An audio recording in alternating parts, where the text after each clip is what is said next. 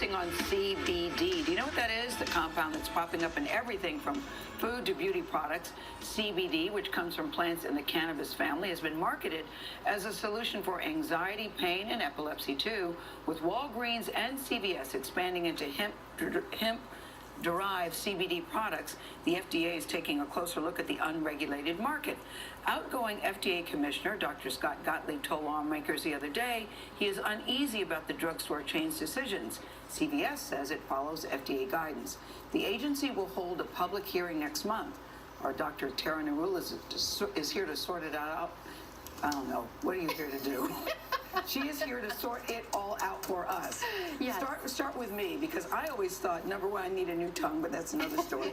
But I always thought it had something to do with marijuana. I think there's a lot of confusion in the general public. So it's not just me? No, it is not just good. you. So let's start with the cannabis plant. The cannabis plant has over 100 types of cannabinoids. These are chemical compounds. The most common two types are THC, which is the psychoactive type that you think of in marijuana, and CBD, cannabidiol, which does not have abuse or addictive potential, is not psychoactive.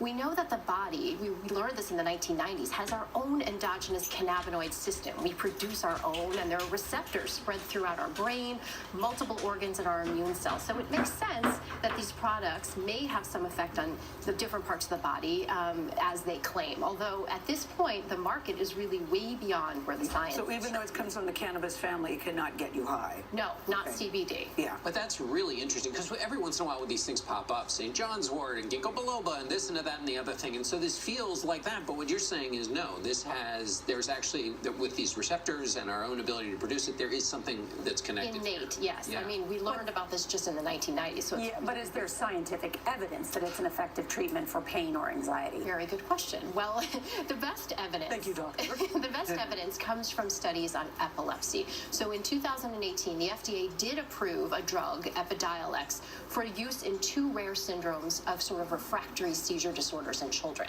There is growing evidence for other conditions, anxiety, high blood pressure, acne, diabetes, but these studies are small. They've been done, a lot of them in animals, and they really haven't followed people out for a long time. So we do need more research at this point. Negative side effects, any? So the concern that Dr. Gottlieb raised is valid, which is that we don't know what is the effect of differing concentrations of CBD, what is the effect of cumulative exposure chronically over a long time.